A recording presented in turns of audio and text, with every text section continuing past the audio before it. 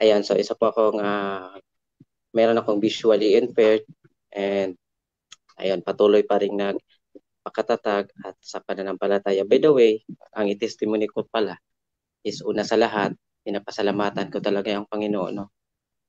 Ako ay galing sa paniniwalang Islam, Tausog ang tribo ay sa Zamboanga City at Basilan at Ulo yung mga katribo talaga. Pero yung ano talaga yung kagaya sa INC, yung parang handog talaga.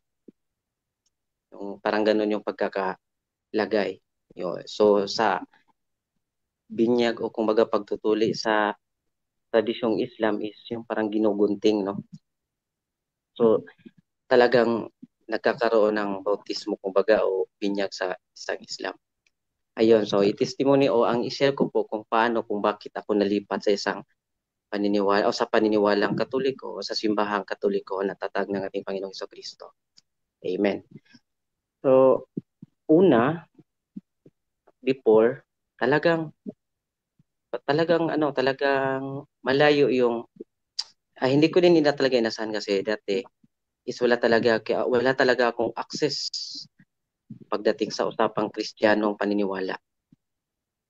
Naglaki kami ng paniniwalang Islam. Example, kung halimbawa na lang, sa aming traditional kasi, pag bago kumain, papasalamat, o yung bago kumain, magsabi ng Bismillah, pag makatapos, Alhamdulillah, yung parang ganun. So talagang Islam tradition talaga yung natanggap namin. Pero, kalaunan, hindi ko naman talaga ginusto, hindi ko inaasahan na paano ako nalipat. Una, sumama-sama ako sa tiyahin ko. Dati, hindi pa yun Katoliko yung unang, kasi ganito kasi yun. Ang simula kasi yung parang nagkakaroon ako ng access sa Kristiyano, kung sino nakapamilyar sa, ano, sa, siguro alam niyo talaga yon yung Alliance, yung Alliance na denomination, yung parang Pentecostal din kapag mag-praise and worship. Teacher ko kasi dati, is dyan ako dinadala. Every Saturday at Sunday, tapos tatlong pinsan ko pa doon, inang doon. Sila po yung nagiging lead sa praise and worship kasi sila yung mga instrumentalist, vocalist at iba pa. Pagkatapos doon, sumama-sama ako, hindi ko lang ganito, basa ng Biblia, pero wala pa akong naunawaan kasi syempre, ano bang alam ko dyan sa maniniwalang Kristiyano, Muslim o Islam ako. Ang alam ko lang, halimbawa, pag papasalamat, ganun na nga. Tapos ano pa yung iba, hindi ko na, kasi bilang Kristiyano, parang reject ko na lahat yung, ano yung mga Islam na paniniwala. Yan, balik tayo. Pagkatapos yun sa Alliance, is nalipat na naman ako sa hindi ako nalipat. Sinama na naman ako ng auntie ko, yung kung narinig nyo yung yung ano yung kulungan ng ano yung Sandra Moon sa Zamboanga City. Ayan diyan, sumama-sama ako dati kasi every Friday ng hapon is dinadala ako doon. Kasi nga magsisimba sila pagka Saturday. Pagkatapos ng ganun, parang unti-unti yung ano ko sa Kristiyano ko. Yung parang may mga magtatanong na kung ang dami yung parang ang dami pala ng ano ng Kristiyano, no, yung parang marami silang paniniwala pero Kristo sa kabila Kristo. So, yung Katoliko, di ko pa alam yun. Basta ang alam ko lang na may simbahang Kristiyano. Sa Che dahan-dahan na lumaki yung ano, lumaki ako. Siguro dumating na ako ng mga point, mga 12 years old to 13. Dinala naman ako ng tiyahin ko doon sa Dipolog. So, Aglipayan na naman. Ayun, Aglipayan. Sa pagiging Aglipayan ko, yung IFI, kung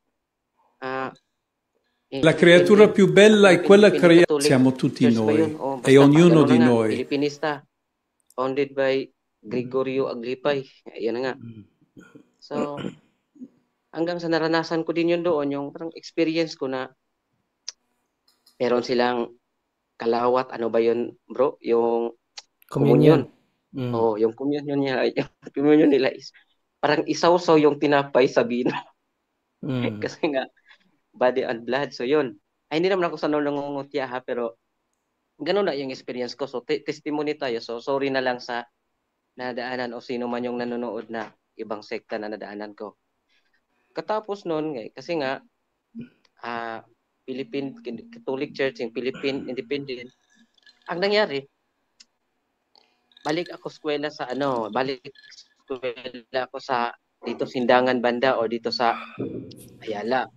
So, syempre pag babalik ako syempre sa saan ako galing, so under sa parents naman ako. So nag-aaral, patuloy nag-aaral hanggang sa dumating yung point, pero ako hindi ko alam. Kasi yun nga, Muslim ay Islam. Hindi pa ako naalis diyan totally sa pagka-Islam, nandun pa rin. Binangga ako ng dalawang INC. Pero iwan ko kung bakit ko nasagot, iwan ko kung tama ba yung pagkasagot, pero meron akong konting lead sa Bible. Sabi pa nga ng yung kabatchmate ko, sabi niya, bro, o kuya, naniwala ka ba na si Jesus Christ ay Diyos? Sabi ko, yes, kasi ang Bible nagsabi siya mali ka doon kuya. Bakit? Si Kristo ay namagitan lang at hindi siya Diyos. Siya lang namagitan sa atin bilang tao at hanggang doon sa Diyos. Kibali parang siya yung sa kalagitnaan.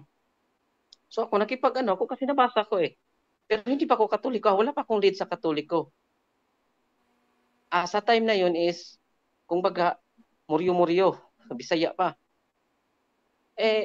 Yung katapos nun, sabi ko, kung may mababasa ako na si Jesus Christ ay siya mismo yung umami na siya ay Diyos.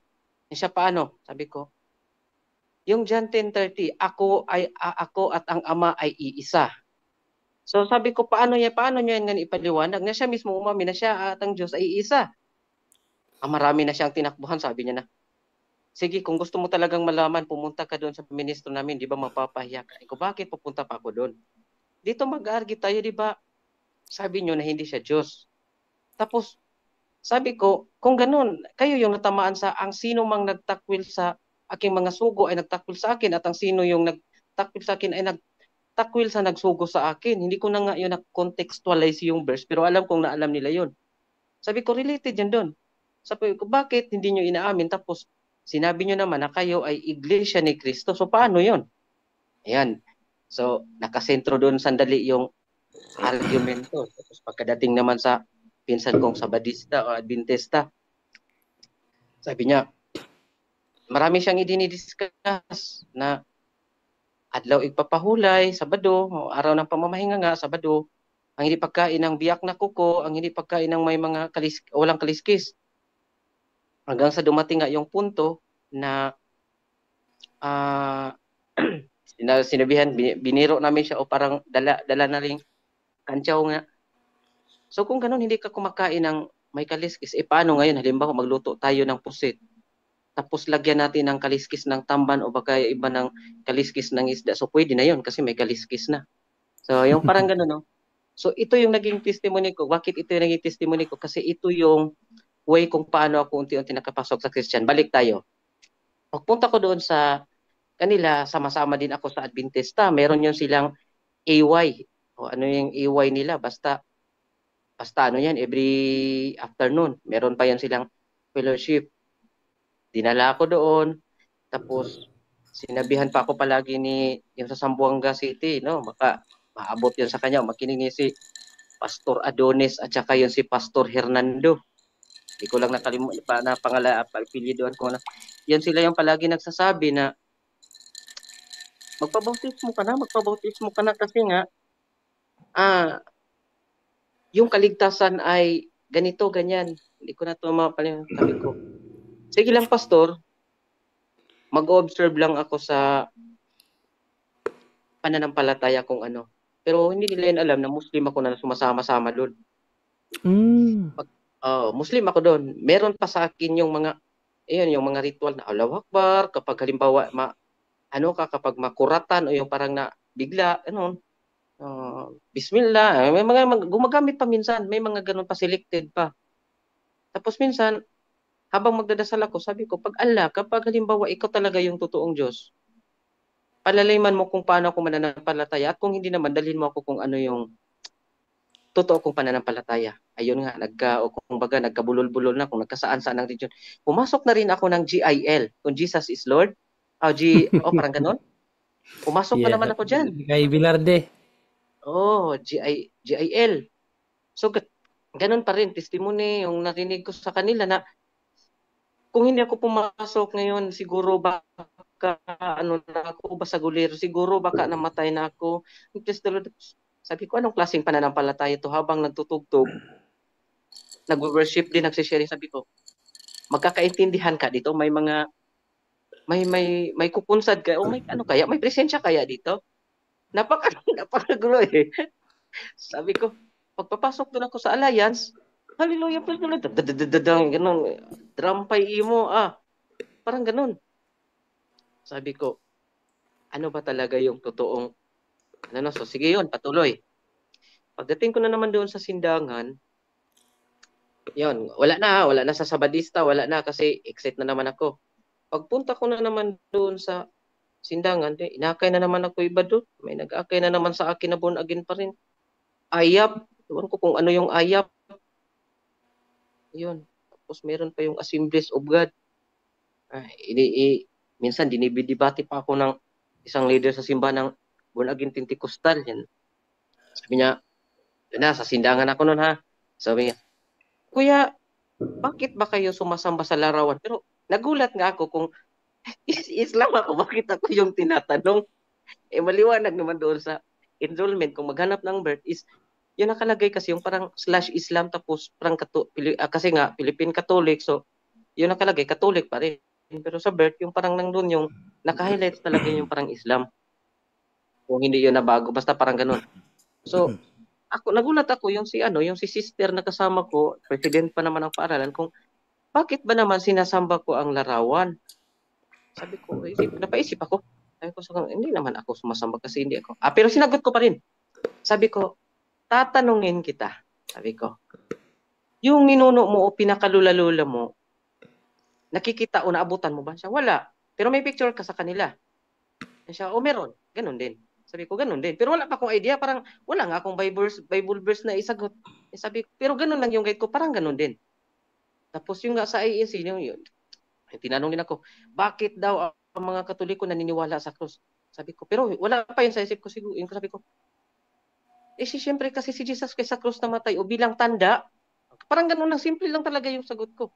Tapos lipat na naman sila sa ibang question. Pero ewan ko kung yung pagkasagot ko, hindi ko i-expect na ganun yung isagot ko ha. Kasi, ulitin ko, hindi pa muna ako mawala. Islam talaga ako sa time na yon. Pero yung sagot ko, yung pero hinahinambing ko, kasi siyempre yung Muslim, makilala silang Muslim kasi meron silang turong. Tama. Kung sa mga babae, meron silang kumbong. So, ganun yung parang ganun na lang yung hinalindor. So, yung parang ganun na lang ako kumukuha ng idea kung bakit may cross o nagtatanda ng cross. Ayun. Pagkadating ko ng sindangan, hanggang nakilala ko yun shout out nga pala kung baka nakikinig yun si Kuya Riniel, yung taga sindangan na si FD. Iyon, yung asawa niya, nag-apelido ng Tamayo, si Tamayo, basta taga sindangan. Ayun. Sabi niya, pero hindi niya ako kino-convince na mag-convert Katoliko. Sa kanya lang, sabi niya, gusto kang mukuan. Sabi niya, ibig Tagalog, gusto mong mag-Katoliko. Sabi ko, kung luluobin, baka pwede. Pero yung ano ko kasi, yung parang ako, parang sabay sa alon na lang ba? Wag mo nasabda, walang naintindihan.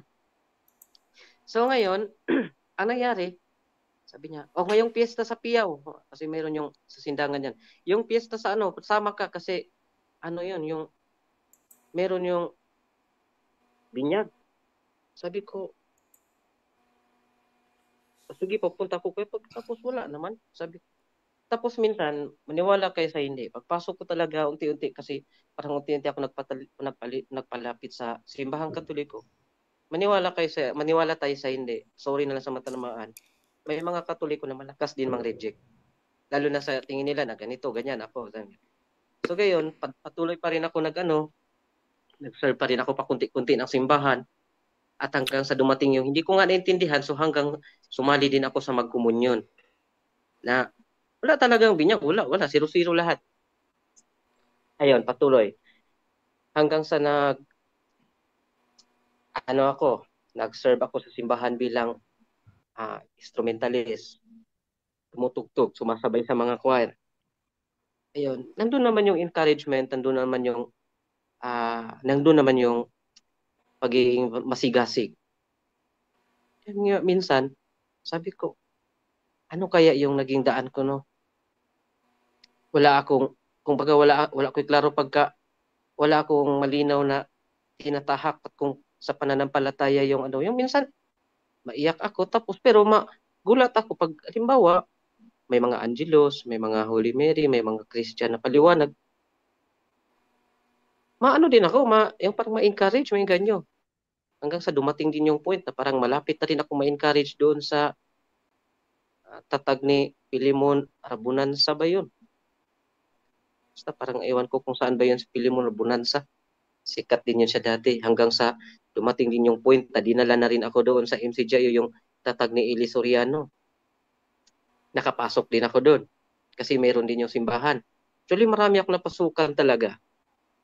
Yung sa Katoliko, is bihira lang yung pagpasok ko. Tapos yung pagpasok ko talaga as in parang yaga-yaga pag yun. Yung parang nangungutya pa siguro o palagay natin parang hindi seryoso. Kasi nga, wala na intindihan, wala na unawaan. Samantala sa ibang sekta, maniwala kayo mga bro, sis, mataas yung paliwanag talaga kung wala ka sa pananampalataya o kung wala kang, babasahan ka lang ng John 3:16, sigurado, maagay ka na. Kasi nga, yung na-assign na rin ako, yung papunta ako ng Iloilo, doon ako sa Robinson Haro na-assign dati. Napipreaching din sa amin yung, tinuturuan din ako ng one way. Sa SM daw yun sila nag-preach, napipreaching. Pero Katoliko na ako noon. Tapos, pero hindi pa, nabinyag pa lang. Tapos, nagtuturo din yung Baptist Reform. Doon sa Iloilo nga. Ano no? So, pasensya na kung nagka-mix-mix na yung sharing ko, pero alam ko talagang nagdudugtong-dugtong to, kayo na lang yung magdudugtong. Ngayon, patuloy. Yung pagka Katoliko ko, dito na ako papasok, yung pagbinyag sa akin kasi is hindi planado. Kasi ganito, yung kasama ko na visually impairment din, isa din siyang uh, nag-serve siya sa simbahan bilang gitarista. Nagsishare siya sa akin. Tapos may mga grupo kami dati sa GC na kahit hindi ako Katoliko, ay nagiging speaker nila ako magbasa ng Bible. Although yung mata ko sira, pero yung technology kasi is naging ano talaga, so may audio na. Nagbabasa ako ng Bible verse. Tapos ako mismo na nagbabasa. May mga Katoliko talaga o may mga kasama kami doon na niredige kasi nasasaktan. Ang hindi ko nakalimutan na sinishare ko na parang kinamuhian ako ng mismong Katoliko ay yung talinghaga na binigay ni Jesus Christ na ang kaharian ay parang nagsabog og binhi, no? May nahulog sa batuhan, sa matabang lupa, at sa may mga dagami o may mga gaganon, may damuhan. So meron man yung doon ito sa pagkakatoliko ko na to, doon to nagsisimula. Preaching, nagtuturo ako kasi yung akong speaker, pero nagulat din ako kung bakit pag kinabukasan sabi na hindi ka na muna pwede mag-speaker kasi magaling ka daw, maano ka daw nagpapatama ka daw. Pero kahit nga ako noon, wala akong simba-simba. Sa time na yon is yung assignment ko bilang mature, na-assign ako sa Surigao. Sa time na yon, hindi ko nakalimutan ang moment na yun na mismo Katoliko nagagalit sa akin na sana kung tutuusin sa kanila yung sa Katoliko yung Bible sa kanilang aral. Bakit hindi nakapaghanda sa isi-share? Na sila nagpili, naging speaker ako. Hanggang sa ini-encourage ako, sabi niya, Dong, Tagalog ko na lang. Sabi niya, Noy, magpabinyag ka na. Kasi kahit ganyan, marami siyang explanation, pero may mas mga natutunan ka pa, marami siyang encouragement. Hanggang sa 2022, kung wala akong nagkakamali, Black Saturday, yung pagsunog ng apoy at, ano ba yun bro, John, ano yun? Apoy at Yung tagbo sa alas 6, ano yun? Sabado de Gloria? Ah, yes, apoy at tubig. Oh, so doon. Nagbi-blessing si Father Nasser Montalban Saragosa sa Baroy, Lanao. Sa time na yun, ah nakasama ko doon. Nagbibinyag o yung parang nagbautismo. So, ang naramdaman ko, base sa aking naramdaman is ah mabigat, yung parang feeling ko o kung feeling ko lang ba yun o napagod ba ako noon, basta yun yung sa palagay ko yun, parang nagdadalaw pa ako, yung parang feeling mo na sa dami na ba namang binabanggit ng mga santo, almost 40 plus kung hindi ako nagkakamali. Tagal-tagal ko nagtayo doon. Sabi ko parang yung balikat ko mabigat, yung parang dinidiin ako pababa. Hindi ko ma-explain hanggang sa dumating yung point na pagkatapos natanggap ko yun, ganun pa rin, sagoy pa rin. Umiinom lahat-lahat. Mga kalaswaan ng mga pananalita hindi marunong. Hanggang sa dumating yung time na first kumpisal ko, nabitawan ko talaga lahat yung ano yung kinoconfess. Tapos, confirmation, nasabay-sabay na, bago ako nagiging ano sa Katoliko. Pero nga, hindi maiwasan minsan, pagkapasok ko sa Katoliko, ay maraming mga hamon mismo sa kasama. Sisiraan ka, maliban sa sisiraan ka, yung parang, meron pa rin yung pagiging nag-reject. Pero sa akin is, sa tagal kong pag-unawa, sa tagal kong pagsasama bilang Katoliko, naiintindihan ko na hindi sa paligid ko upang kumuha ko ng lakas sa aking pananampalataya. Kasi nga, kung tutuusin, kahit nga si Jesus Christ, sa sarili niyang bayan ay hindi siya pinaniwalaan. Datapot ano pa tayo na sumusunod lang. So yung parang yun na lang yung kinuha ko na lakas. Sabi ko nga, kahit siya nga ay hayagang nagpakilala, na siya nga ay sugo, nga siya nga ay nagpakilala na Diyos, pero kinukot niya at hindi pa rin siya pinaniwalaan. Ano kaya na ako, ultimo lang, may mga depektado pa.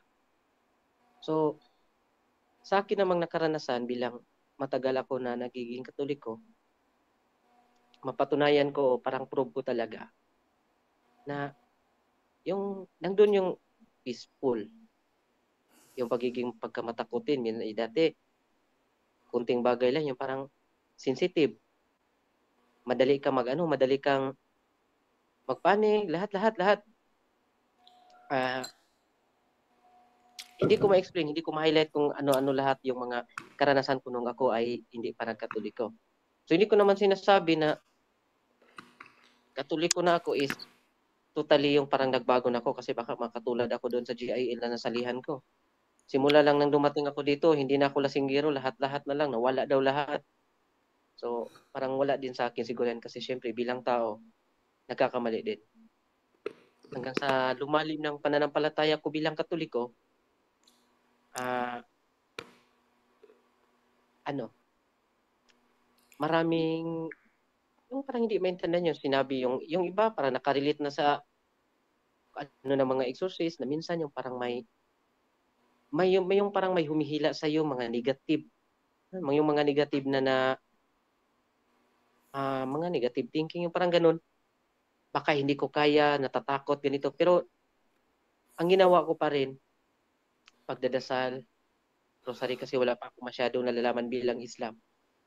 So ako hanggang dito sa pagtapos, ini-encourage ko po yung mga hindi pa full kagaya ko na hindi ko pa naman masabi na fully talaga. Kasi gaya ng sinabi ko kanina is nagkakamali pa rin. Pero nagsisikap paano mapalapit. O bilang Islam, nang dito lumipat sa uh, katolikong paniniwala. At sana po, kagaya ng iba, ay magkakaroon din po nawa sila ng pagmimilay o makakaroon din nawa sila ng guide at pag-aralan. Kasi ako sa totoo lang, walang nangaral sa akin talaga na ganito kahaba kagaya sa inyo na halos gabi-gabi nagsusubaybay. Isa lang ang naging panindigan ko na kung bakit ako nagkatoliko. Una, ang naka-encourage sa akin kasi sabi ko, bakit sa dami ng simbahan ang tinutulik sa Katoliko? Parang na-pull ako, parang diyan ako na yung parang na-encourage ako, sabi ko, diyan kaya ako papasok no para ganito pa talaga yung mindset ko. Diyan siguro ako papasok no para makakita ako ng maraming kalaban. Parang ganoon yung mindset ko kasi tinutulig sa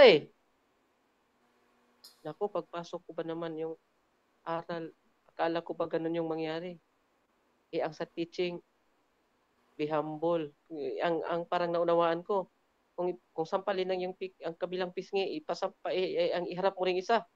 Sabi ko, ay, mali man. Sabi ko, akala ko dito na ako makakaharap ng maraming ka-argue kasi maraming tumutulig sa, pero hindi. Sa totoo lang. Napapunta ako sa Katoliko dahil kahit ako hindi ko alam kung bakit. Sa naintindihan ko lang na maraming binago sa aking pamumuhay na kahit ako hindi ko maalala kung saan ako magsisimula. Maraming na dumating sa akin na hindi ko naman hinangad na pagdating sa akin ay naging positibo. Kaysa sa naman na dati na dumating na sa point na parang gusto ko na mag-suicide. Dumating sa point na dati na sabi ko hindi naman masakit yung muutong, yung parang ano yun sa Tagalog, Bisaya, muutong, yung parang gano'n, no? Parang magprolong na lang, hindi na lang hihinga. Tapos dumating na lang dati sa punto na yung parang gusto ko na yung hayaan ko lang sarili ko. Magkasakit na kung magkasakit pero ayaw ko na parang wala nang pake. Dumating sa punto. Samantala na pagdating sa Biblia, unti-unti ako nagising. Kasi kahit hindi ko man talaga hindi ko na contextualize pero palagi talaga dumating yung paalala na pagkaingatan nyo, hindi nyo ba alam na kayo ay templo ng Diyos at kung sino mang sumisira sa templo ay may kaparusahan. So, hindi nyo ba alam na kayo'y templo? So, yung parang ganyan, biblical, sabi ko, no, kung ginawa ko pala to, so kung ganun, parang meron siguro ko. Pero ako, hindi ko ini-interpret kasi yung parang literal na lang pag-unawa ko na baka naman kahit mag-connect kasi alam ko wala pang natuturo sa akin So, hindi ko naman inuunawa yung mga hindi ko naunawaan. Yung basic lang talaga yung parang hindi na kailangan pahirapan mo pa yung sarili. Wala. Yung pagsabi lang na huwag kang hahatol, na ikaw hindi hatulan sapagkat pag hahatol ay hatulan ka. So, yung parang ganun yung mga simple na lang. Yung parang yung mga iilang paalala na naggaling sa Biblia na nagkatoliko ako, yung mga iilang babala na maririnig at mababasa ko sa Bible is yun na lang yung naging sandata ko para wag yun kasi nagsasabi na ganun. So, hanggang sa dumating yung wag mong hamakin ng iba, yung parang maraming babala, yung parang babala na paano tayo maging maingat. Hindi na lang porkit nga nakabase tayo sa tinuturuan ako dati, ang nagturo sa akin, doctrine lang. Ano ang seven sacrament, ganito, ganyan, ganyan. Yun nga iba, nakalimutan ko na lang. Ang highlights na lang ng kahalagahan ng kumpisal, no, yung highlight na lang ng kahulugan o kung bakit may bautismo. Iyon. So, yun ang inuunawa ko, ang pinaka-fundamental ko na lang talaga. Hindi ko na yung parang pahirapan ko yung sarili ko. At least, naunawaan ko kung ano man yung mga ibinigay o ano man yung mga nagawa ko na hindi ko alam sa pananampalatayang ito is nangungumpisal na naman ako. Nangungumpisal din naman ako. Kapag pag lately nalaman ko na, ay, mali pala ako. And then pagkatapos nga, yung dati, meron pa ako na kabangayan sa born again baptist ba yun? Patungkol yun ng yung topic namin, yung patungkol sa bautismo. Tapos, yun, hindi ko pa rin yung planado yun, pero katoliko ko na, hindi ko lang talaga planado, sabi niya. Sabi niya na bakit daw yung bautismo, ganito, yung parang iwilik lang, yung mga parang ganun. Tapos, sabi ko, kanino ba yung bautismo na, sabi, paano bang bautismo? Sabi niya, yung bautismo yung nilublob sa tubig. Kahit nga daw si Jesus Christ ay nilublob sa tubig. Sabi ko, o sige, ang sabi ko, ang talata ang ating babasahin, tapos ikaw na yung mag-ano, ikaw na yung mamalandong, o ikaw na yung mag-ano, muni-muni kung ano yung kahulugan. Sabi ko, si Juan mismo nagsasabi. Sabi ko, hindi ko na na-contextualize kung saan talata, basta natahimik yun kasi parang right hand din yun ng pastor eh. Sabi niya, sabi ko, si Juan mismo nagsasabi, ako ay nagbabautismo sa pamamagitan lamang ng tubig, ngunit ang kasunod sa akin ay nagbabautismo sa spirit, sa apoy at espiritu niya. Ang paghubad sa kanyang sandalyas ay hindi ako, yung parang ganoon, sa San Lucas yun na ano ko, kinote ko na verse, pero hindi ko na contextualize kung saan. At talaga din naman napapatunayan niya na meron, sabi niya, ay tama pala no. Sabi ko, o ngayon, ano yung susundin mo? Ang bautismo ni Juan na sinasabi niya, siya mismo ang nagsabi na ako ay nagbabautismo sa tubig lamang, ngunit ang kasunod sa akin, nagbabautismo sa apoy at espiritu. Sabi ko, o ano yung susundin mo? Tapos tanong ko, ano yan, tradisyon yan ng Jewish kasi natural si Jesus Christ na binabautiswan kasi sabi ko, Israelite siya, sabi ko, Hudyo siya, sabi ko, traditional nila yon. Tayo is, kung totoo, tayo, sumusunod tayo kay Kristo. So, hindi tradisyon ng mga Israelita yung susundin natin. Kung hindi, yung tinuro ni Jesus Christ. Ay, tama pala, no? Totoo. Sabi ko na, ito na yung kadebate ko, o ito na yung ka-argue ko ngayon. Sabi ko, wala, tapos na tayo sa ating mga yan. Wala na. Kasi, sumasang-ayon na siya. Ayun, so, hindi ako sumasali sa mga debate-debate o sa mga argue, pero hindi pa din naman ako na hindi pa naman ako yung parang na-down o yung walang naisagot kahit basic man lang. Kasi hindi ko kasi kaagad pinupunta sa Biblia. Sabi ko, yung parang sa akin kasi yung parang yung realidad muna. Gaya nga ng sabi ko, yung patungkol sa larawan, yung presidente pa naman ng aming paaralan. Doon ko muna siya kinuha. Sabi ko, naabutan mo ba yung lola mo o mas lola mo pa? Sabi niya, wala. Pero meron kayong picture sa kanya? Meron.